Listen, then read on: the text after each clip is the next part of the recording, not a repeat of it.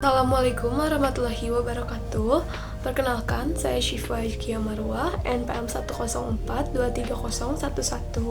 Di sini saya akan menjelaskan mengenai materi, yaitu materi e-commerce dalam mata kuliah Sistem Transaksi Keuangan Digital.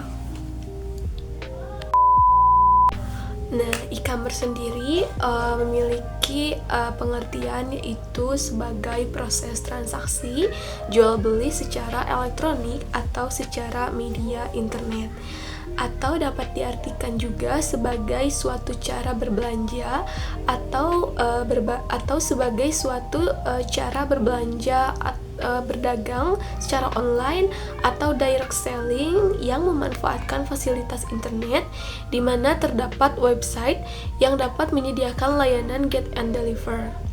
Nah, yang pastinya ada beberapa peran pendukung atau faktor pendukung dalam keberhasilan e-commerce. Yang pertama itu adanya cakupan yang sangat luas, lalu yang kedua itu adanya proses transaksi yang sangat cepat, dan yang ketiga adanya e-commerce dapat mendorong kreativitas dari pihak penjual secara cepat dan juga tepat, dan dapat mendistribusikan informasi yang disampaikan berlangsung secara periodik. Nah, yang keempat sendiri, e-commerce dapat menciptakan efisiensi yang sangat tinggi, mudah, dan informatif. Nah, yang kelima itu adanya kepuasan pelanggan dengan pelayanan yang sangat cepat, mudah, aman, dan juga akurat. Nah, dalam e-commerce pun ada beberapa jenis-jenis transaksinya. Yang pertama ada business to business, itu dapat diartikan sebagai sistem komunikasi bisnis online antar pelaku bisnis. Lalu yang kedua ada business to consumer, di mana B2C ini merupakan transaksi retail dengan pembelian secara individual.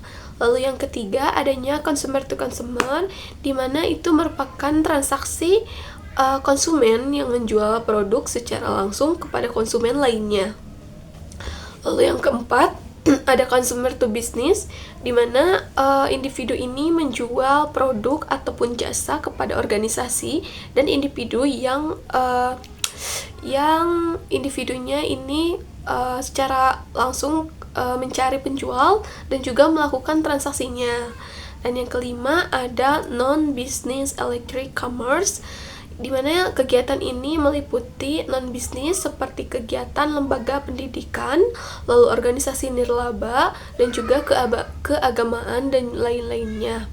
Dan yang keenam ada intra-business organization electronic commerce. Kegiatan ini meliputi semua aktivitas internal organisasi melalui internet untuk melakukan pertukaran barang, jasa, dan juga informasi lainnya. Yang pastinya di dalam e-commerce tuh ada beberapa keuntungannya. Nah, keuntungan yang pertama itu keuntungan bagi produsen, di mana keuntungan bagi produsen ini seperti lebih aman membuka toko online dibandingkan juga toko biasa. Lalu yang kedua, berjalan di dunia maya internet, tidak mengenal ada hari libur, hari besar, semua transaksi bisa dilakukan kapan saja dan juga di mana saja. Lalu yang ketiga, tanpa batas wilayah dan juga waktu.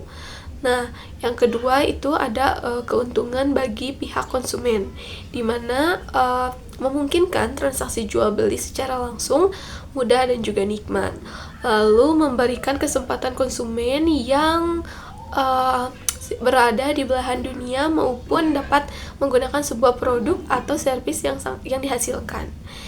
Dan yang ketiga ada keuntungan bagi masyarakat umum dan juga pemerintah, di mana semakin banyak manusia yang bekerja dan beraktivitas di rumah dengan menggunakan internet dapat mengurangi perjalanan untuk bekerja, lalu aktivitas lainnya, dan juga mengurangi jumlah polusi udara.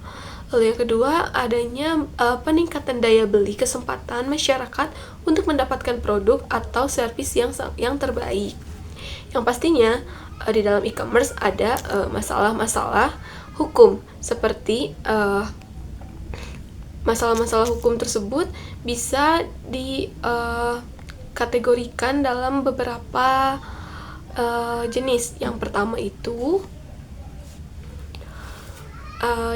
itu ada keaslian data, lalu yang kedua ada keabsahan atau validati, lalu yang ketiga ada kerahasiaan atau confidentiality atau privacy, dan yang keempat adanya keberadaan barang atau availability, lalu yang kelima adanya pembuktian kecakapan dari para pihak, dan yang keenam adanya yurisdiksi.